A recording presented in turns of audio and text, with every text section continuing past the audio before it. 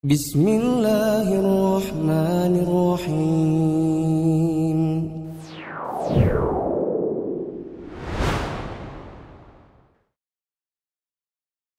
Bismillahirrahmanirrahim. Assalamualaikum warahmatullahi wabarakatuh. Alhamdulillahirabbil alamin wassalatu wassalamu ala asyrafil anbiya'i wal mursalin wa ala alihi wa ashabihi ajma'in. Para pemirsa Mufid TV official yang dirahmati Allah, khususnya para peserta program Mufid Islamic Academy. Pada kesempatan kali ini alhamdulillah kita dapat bertemu kembali untuk melanjutkan pembahasan Hilyah Thalibil Ilm karya Syekh Bakar bin Abi Zaid. Dan sudah hadir di tengah-tengah kita Ustadz Muflih Safitra Hafizahullah. Untuk mempersingkat waktu kepada beliau kami persilahkan. Alhamdulillahirabbil alamin wassalatu wassalamu ala asyrafil anbiya'i wal mursalin wa ala alihi wa ashabihi ajma'in. Kita langsung masuk di dalam adab yang ke-29 dalam menuntut ilmu dari kitab Intisari Hilyah Thalibil Ilmi, dan ini merupakan poin ke-31 kalau di kitab yang asli, di kitab Hilyah Thalibil Ilmi. Memohon pertolongan kepada Allah dalam mencari dan menggapai ilmu. Memohon pertolongan Allah dalam mencari dan menggapai ilmu. Jangan khawatir jika ada salah satu cabang ilmu yang belum terbuka untukmu. Memang ada sebagian ilmu yang sulit dipahami, bahkan bagi ulama yang masyhur. Mereka belak-belakan mengatakan hal itu. Ada yang kesulitan dalam ilmu khat, ada yang kesulitan dalam ilmu nahwu sharaf, bahkan ada yang merasa kesusahan dalam matematika. Karena itu lipat gandakan keinginanmu terhadap ilmu. Adukan itu kepada Allah dalam doa saat memohon pertolongan dan merendahkan diri di hadapannya. Teman-teman yang dirahmati Allah, mari kita baca terlebih dahulu catatan kaki nomor 57. Allah Subhanahu wa taala berfirman, A'udzubillahi minasyaitonirrajim. Fa idza amintum fadhkurullaha kama 'allamakum ma lam takunu ta'lamun. Di dalam surat Al-Baqarah ayat 239 Allah mengatakan, kemudian bila kalian telah merasa aman, maka ingatlah Allah, yakni melaksanakan sholat. Sebagaimana Allah telah mengajarkan kepada kamu apa yang belum kamu ketahui. Ini menunjukkan kepada kita, dalam proses menuntut ilmu, jangan pernah merasa mampu untuk bersandar pada diri sendiri, tanpa pertolongan Allah sama sekali. Pertolongan Allah itu nomor satu. Diri kita itu adalah yang setelahnya.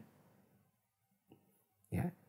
Jangan pernah mengatakan saya sekarang telah berilmu karena kerja keras atau karena kemauan, karena target-target yang telah dicanangkan. Bukan. Semua itu karena Allah Ta'ala. Karena kita tidak mengetahui kecuali apa yang Allah beritahu dan Allah ajarkan kepada kita semua. Ini yang dijadikan dalil oleh para ulama bahwa dalam mencari ilmu harus ada memohon pertolongan kepada Allah agar kita dimudahkan. Nah, di sini ada catatan dari Syekh Bakar bin Abi Zaid. Jika ada salah satu dari cabang ilmu yang belum terbuka untuk kita, maka jangan khawatir dan jangan berkecil hati. Ya. Namanya juga ilmu itu datang dari Allah dan Allah karuniakan kepada siapa yang Allah kehendaki. Bahkan di antara para ulama yang masyhur ada sebagian ilmu yang mereka sulit memahaminya. Sebenarnya dalam kitab Hilyah Thalibil Ilmi yang asli disebutkan nama-namanya. Ini ya, nama-nama para ulama yang kesulitan memahami ilmu sharaf. Siapa yang kesulitan ilmu matematika. Tapi saya sengaja hilangkan karena tidak penting bagi kita untuk mengetahui siapa susah dalam masalah apa. Yang terpenting bagi kita adalah kita tahu bahwa di antara para ulama ada sebagian dari mereka yang kesulitan pada sebagian ilmu, sehingga jangan cepat menyerah manakala kita kesulitan dalam ilmu tersebut. Ya. Tadi saya dapati ada di antara akhwat yang bertanya begini, saya sudah sangat serius, saya sudah menuliskan target-target yang begitu tinggi, tapi mengapa hasilnya belum juga maksimal? Ya, kita katakan memang ada sebagian ilmu yang susah untuk dipahami oleh sebagian orang. Tadi disebutkan ada ulama yang kesulitan dalam ilmu nahwu sharaf bahkan. Ada juga yang merasa kesusahan dalam matematika. Padahal matematika ini ilmu yang sangat penting dalam fikih. pada bab apa? Waris. Bab waris, bab apa lagi? Zakat. Bab zakat. Ya. Ini kalau tidak mengerti matematika, tidak mengerti perperan, tidak mengerti KPK, kelipatan persekutuan terkecil, ya. Tidak mengerti pecahan, ya susah mau ngitungnya. Susah untuk memahami ilmu waris. Kalau nggak ngerti prosentase, ya, maka dia pun akan kesulitan dalam bab zakat. Jadi teman-teman yang dirahmati Allah, jangan sampai kita mengeluhkan, saya ini udah belajar kesana kemari, udah berbagi buku, tapi kok hasilnya belum maksimal. Ya, kita katakan, mungkin kita kurang memohon pertolongan kepada Allah. Mungkin kita selama ini hanya bersandar pada upaya pribadi. Dan kita kurang mengingat bahwa ilmu itu datang dari Allah. Ya. Sehingga kita sibuknya hanya berusaha. Ya, tapi tidak pernah meminta. Ya. Di antara doa yang bisa kita panjatkan, Rabbi zidni ilma. Ya Allah, tambahkan untukku ilmu. Allahumma inni as'aluka ilman nafi'a. Ya Allah, sesungguhnya aku memohon pertolongan kepada Engkau untuk mendapatkan ilmu yang bermanfaat. Aku memohon agar Engkau menganugerahkan kepadaku ilmu yang bermanfaat. Allahumma anfa'na bima 'allamtana. Ya Allah, berikanlah manfaat dari apa yang Engkau ajarkan kepada kami. Wa 'allimna ma yanfa'una, dan ajarkan kepada kami apa yang bermanfaat bagi kami. Allahumma inni a'udzubika min 'ilmin la yanfa'. Ya Allah, aku berlindung kepada Engkau dari ilmu yang tidak bermanfaat. Ini diantara doa-doa yang bisa kita panjatkan kepada Allah. Tapi kalau juga ada ilmu yang kita telah dibukakan oleh Allah, jangan sombong. Karena memang tidak akan ada ilmu yang nyantol di kepala kita kecuali karena Allah yang menganugerahkannya. Sekarang kita masuk dalam poin ke-30, amanah ilmiah. Poin ke-30, amanah ilmiah. Wajib bagi seorang penuntut ilmu untuk semaksimal mungkin menghiasi dirinya dengan sifat amanah ilmiah, baik dalam proses mencari ilmu, mengembannya, beramal dengannya, maupun saat menyampaikannya. Sesungguhnya kejayaan umat ini terletak pada kesolehan amal. Kesolehan amal umat bergantung pada benarnya ilmu agama mereka. Benarnya ilmu agama di kalangan umat tergantung sifat amanah mereka dalam meriwayatkan dan menyampaikan ilmu itu sendiri. Karena itu, siapa yang berbicara tentang ilmu agama tanpa sifat amanah, berarti telah menorehkan borok pada ilmu dan meletakkan batu sandungan di jalan kejayaan umat. Mereka yang berusaha mengembangkan dan menyebarkan ilmu tidak akan pernah bersih dari tipikal orang yang belajar ilmu namun bukan untuk menghiasi dirinya dengan kemuliaan ilmu itu sendiri atau untuk memberikan manfaat kepada orang lain dengan ilmu pengetahuannya. Engkau tidak akan mendapati sifat amanah yang konsisten pada diri orang-orang dengan tipikal seperti ini. Mereka tidak malu untuk meriwayatkan ilmu yang sebenarnya tidak pernah mereka dengar atau menceritakan sesuatu yang sebenarnya tidak pernah mereka ketahui. Ini adalah termasuk poin yang sangat-sangat penting untuk dipahami dan diamalkan oleh seorang penuntut ilmu. Bila tidak, maka ilmunya tidak akan berkah. Yaitu punya sifat amanah ilmiah. Amanah itu kita bisa dipercaya. Ilmiah dari sisi keilmuan. Berarti kita bisa dipercaya dari sisi keilmuan. Saat apa? Saat mencari ilmu, saat mengembannya, saat menyampaikannya, saat beramal dengannya. Makanya tadi di sini disebutkan, wajib bagi penuntut ilmu untuk menghiasi diri dengan amanah ilmiah saat mencari ilmu, mengemban, beramal, maupun saat menyampaikan. Saya beri contoh dulu. Coba kita lihat langsung di catatan kaki nomor 58. Ada orang yang melakukan plagiat karya atau tulisan ilmiah, tugas akhir, tesis atau disertasi seseorang. Disebarkan tulisan atas nama dirinya, mencontek saat ujian demi meraih nilai tinggi, mengaku menulis padahal hanya menerjemahkan, dan lain-lain. Kalau ada orang yang demikian, ini tidak memiliki amanah ilmiah. Loh, bukan dia yang nulis kok, dia bilang dia. Kita tahunya dari mana?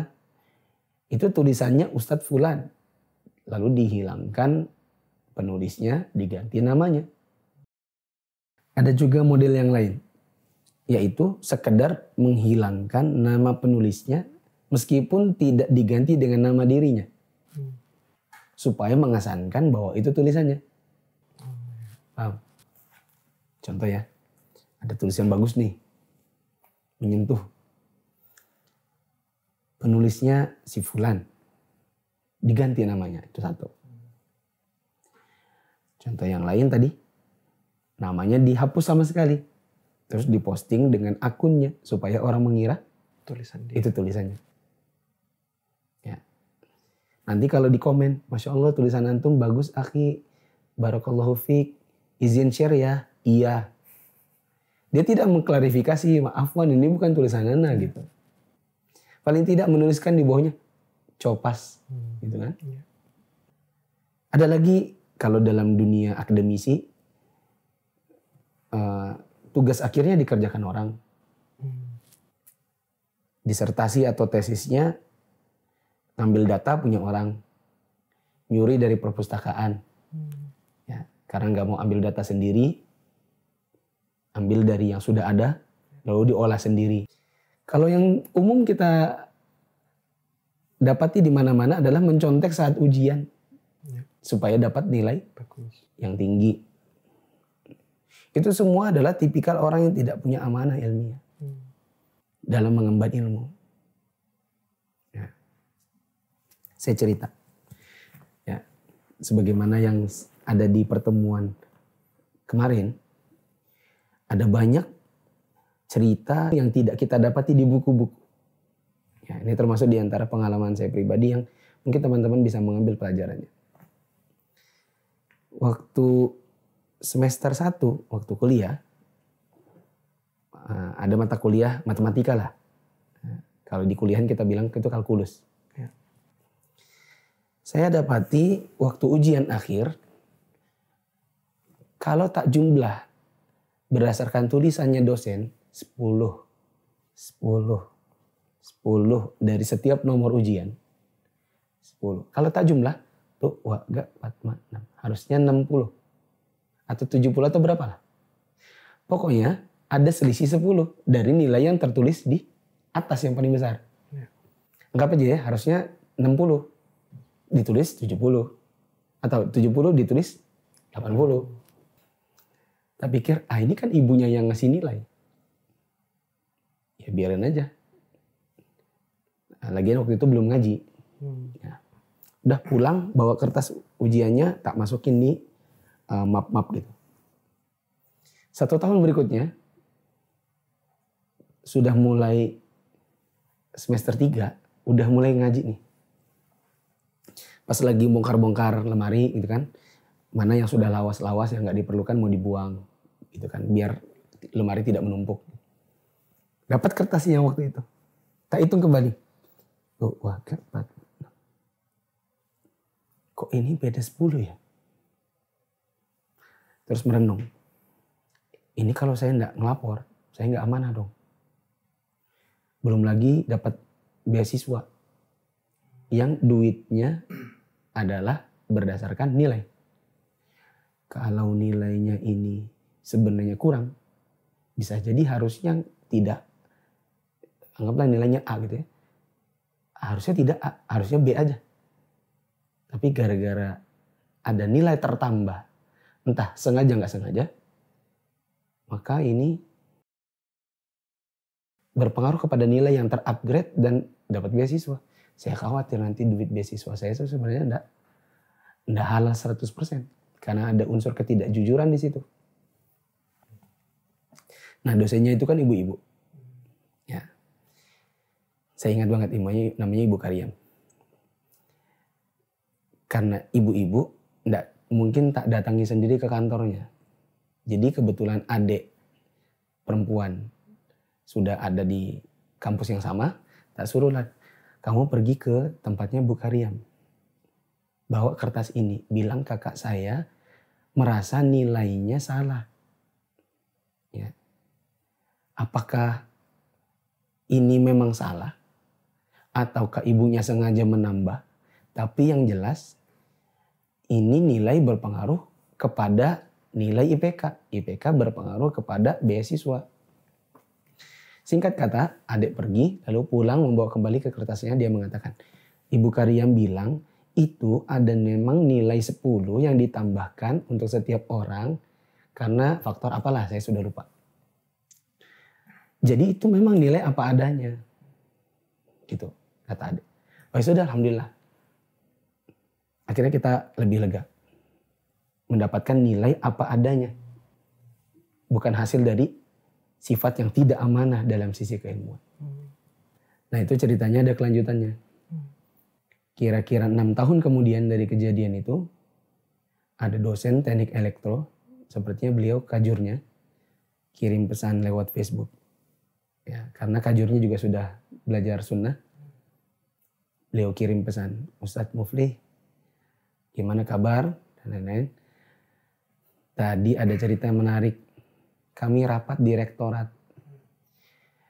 Ada sebuah sesi di mana Ibu Karya, mungkin antum masih ingat, menyampaikan cerita. Saya dulu punya mahasiswa sekitar tahun 2004 pernah mengembalikan nilai,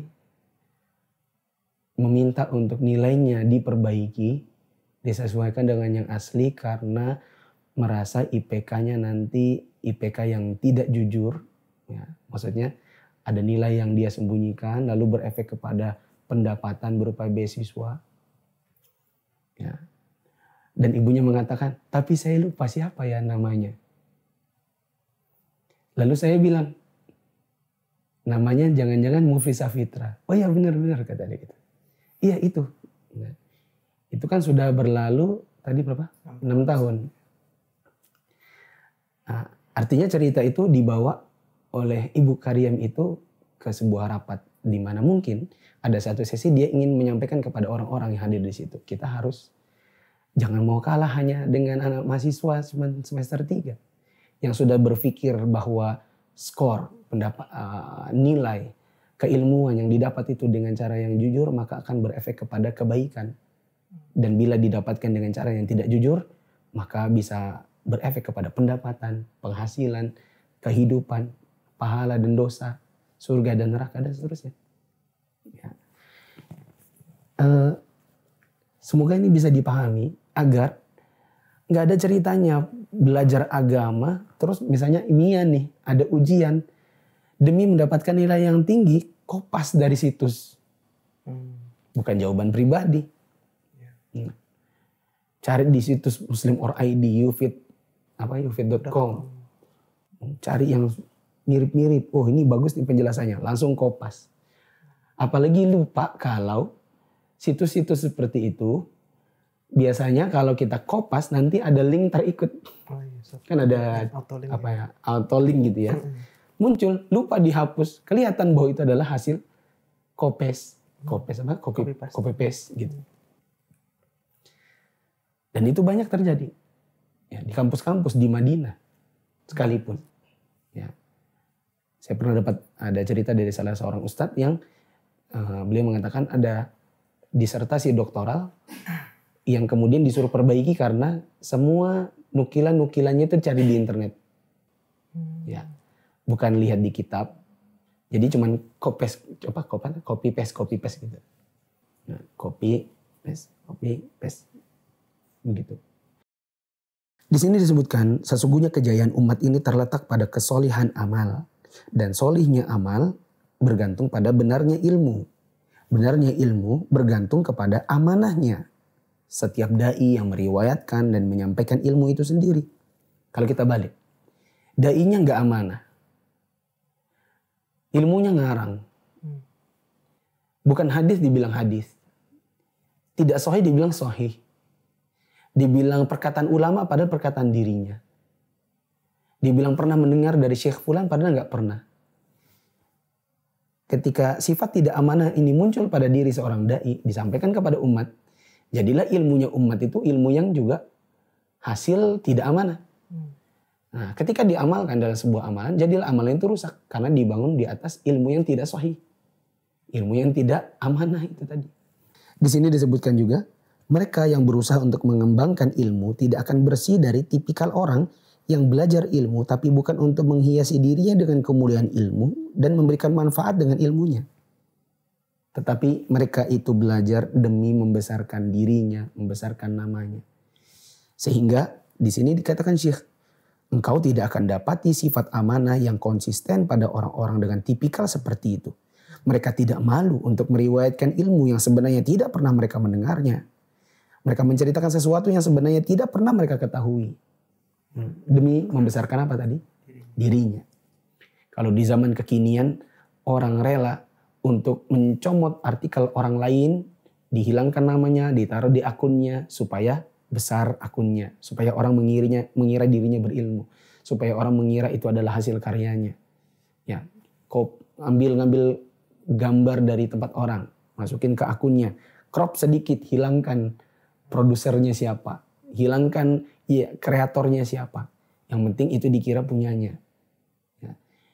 Cari nukilan para ulama, dibuat atas nama dirinya. Ya. Yang seperti ini ya sangat buruk dalam mengemban ilmu agama. Ya. Bila ilmu dunia saja kita anggap itu jelek, apalagi ilmu agama. Ya. Mungkin ini dulu. Baik teman-teman yang dirahmati Allah, kita akan lanjutkan kembali setelah yang satu ini.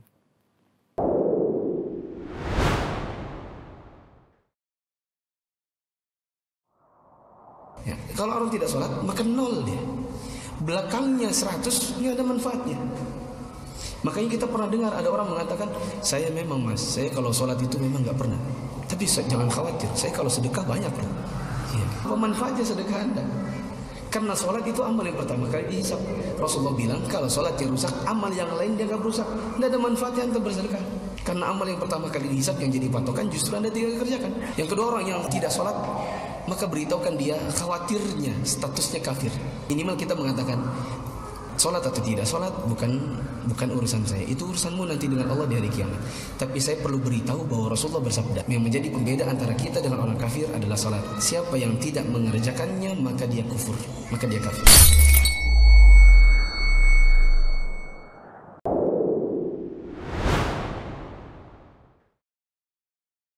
Baik teman-teman yang dirahmati Allah, kita kembali lagi. Ustadz, Ana ingin bertanya terkait dengan bab memohon pertolongan kepada Allah tadi. Bagaimana jika kita sudah berusaha semaksimal yang kita bisa belajar, kemudian kita sudah juga memohon pertolongan kepada Allah, tapi ilmu itu, kepahaman itu tidak kunjung kita dapatkan. Itu gimana Ustaz? Untuk meraih sebuah ilmu, di luar dari konteks doa, di luar dari konteks usaha, ada namanya metodologi. Bisa jadi orang itu mengatakan, saya sudah berdoa, saya sudah berusaha menghafal. Masalahnya, dia tidak menjalani metodologi yang benar. Contoh, belajar bahasa Arab. Saya pernah ketemu dengan teman yang S3. S3-nya adalah pendidikan bahasa Arab. Bukan bahasa Arab ya, pendidikan bahasa Arab. Tak tanya, apa di antara hal yang antum dapatkan dari S3 ini? Dia katakan, kenapa di Indonesia orang banyak yang bisa bahasa Inggris, tapi sedikit yang bisa bahasa Arab? Dan kalau dibuat saja sama, ya, 1000 orang belajar bahasa Inggris, 1000 orang bahasa Arab. Nanti hasilnya tetap lebih banyak yang bisa bahasa Inggris ketimbang bahasa Arab. Padahal bahasa Arab itu bahasa Arab yang sebenarnya mudah. Kata dia, jawabannya metodologi. Orang belajar bahasa Arab di Indonesia itu langsung nahwu. Langsung kitab muyasar. Kata dia. Sementara harusnya dibuat dulu perkenalan dasar. Kita dulu mana ada belajar langsung past tense, present tense, past continuous tense, gitu kan? Pasti pertama kali, how are you? I'm fine, thank you. How do you do? How do you do? What's your name? Dibuat kita senang dulu memahami dasar-dasar bahasa Inggris. Makanya ketika akhirnya wajib untuk belajar grammar karena kebutuhan TOEFL, ya banyak dari kita yang berhasil. Sedangkan di Indonesia, banyak dari pemuda-pemuda atau tulabul ilm yang mau belajar bahasa Arab dimulai dengan kitab nahwu. Jadi saya sudah belajar nih Ustaz, saya sudah berusaha menghafal. saya sudah berdoa kepada Allah. Tapi kok bahasa Arab nih susah banget ya. Jawabannya mungkin metodologinya salah. Ada lagi yang mau belajar fikih tapi langsung lompat ke usul fikih. Gitu. Jadi memang tidak hanya sekedar doa dan saya belajar. Tapi metodologi belajarnya itu kayak apa? Contohnya yang paling mudah adalah kajiannya lompat sana, lompat sini. Belum tamat di sini, pindah lagi sana. Belum tamat di sini, oh ada pamflet kajian baru, pindah lagi. Pindah terus. Jadi nggak selesai belajarnya. Gitu. Ada pertanyaan lain? Boleh satu lagi Ustaz ya? Terkait dengan tadi Ustaz, amanah ilmiah. Di zaman sekarang ini kan banyak sekali Ustaz yang seperti tadi Ustaz bilang. Iya, dia tidak amanah dalam masalah ini. Itu gimana Ustaz sikap kita melihat yang seperti itu? Nomor satu minimal kitanya dulu. Jangan pernah terbersit di kepala kita untuk, apalagi urusannya ini dakwah, agama. Membesarkan diri dengan cara plagiat, ciplak, nyontek, curang. Ya. Contohnya kita mau terjemahkan buku. Ya. Masa terjemahnya orang kita ketik ulang? Tanpa membaca kitab aslinya. Oh kosakatanya yang lebih bagus yang mana. Sesekali ini apa ya? Orang terjemahkannya apa? Oh saya nggak cocok sama terjemahan ini. Menurut saya terjemahnya begini. Atau ada kata yang sudah dicari di kamus. Kok nggak ketemu? Orang lain ngomong apa ya? Oh ini toh. Oh ini toh maksudnya. Jangan semuanya diketik. Gitu kan? Itu namanya jiplak. Ya. Belum lagi misalnya bikin buku. Lalu bikin buku dikasih judul A, penyusun saya. Padahal itu bukunya orang cuman disadur-sadur. Gitu. Kenapa tidak katakan penyusun fulan, rujukan kitab ini gitu. Jadi intinya dari sisi kita dulu, jangan pernah mencoba-coba untuk berbuat curang. Kita mau cari pahala, jangan justru dapat dosa. Ya. Kalau antum menerjemah, bilang saya cuma menerjemahkan. Kalau antum menyusun ulang dari mengambil atau menyadur, maka tampilkan buku mana yang antum sadur. Ya, jangan seolah-olah itu adalah hasil kepala saya. Ya, semua ini adalah hasil pemikiran saya. Padahal cuma nukil-nukil. Ya. Bila memang ada referensinya, sebutkan referensinya yang mana saja. Ya. Bila itu bukan tulisan antum, jangan pernah bilang itu tulisan antum. Bila tidak ada namanya, maka jangan pernah kasih nama antum. Ya. Dan ketika tahu itu bukan punya antum lalu ada yang bilang, Masya Allah bagus tulisan antum. Jangan pernah bilang, Alhamdulillah jazakumullah khairan. Ya, itu namanya memakai pakaian palsu. Sudah bukan tulisannya, pujiannya juga pujian palsu. Ya, karena didasarkan pada sesuatu yang palsu. Adapun kasus kita mendapati orang lain seperti itu, maka yang terbaik adalah menasihati. Bilang, akhi ana dapati antum share tulisan seperti ini. Apakah itu betul tulisan antum? Paling kalau dia gengsi dia bilang oh enggak itu ana tadi enggak bermaksud begitu gitu. Ngeles gitu ya. Ya kalau mau dia jujur, oh iya itu bukan ana. Kenapa kok namanya tidak ditulis? Oh iya afwan itu memang tidak ada namanya. Oh gitu. Kenapa Anda tulis saja hanya copy paste? Oh iya tak tambahin. Gitu. Kalau dia nulis namanya, kok tuh antum tulis nama antum padahal antum tahu itu bukan punya antum. Oh iya ana tadi. Antum ini sih yang amanah. Jadi kalau memang itu bukan tulisan antum, ya jangan dikasih nama. Gitu. Baik teman-teman yang dirahmati Allah, itu tadi faedah yang bisa kita ambil dari beliau Ustaz Muflis Hafitra. Kepada para peserta MIA yang memiliki pertanyaan dapat langsung menyampaikan di grup kepada mu'alimin atau mu'alimatnya.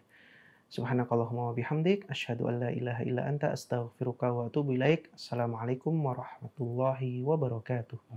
Waalaikumsalam warahmatullahi wabarakatuh.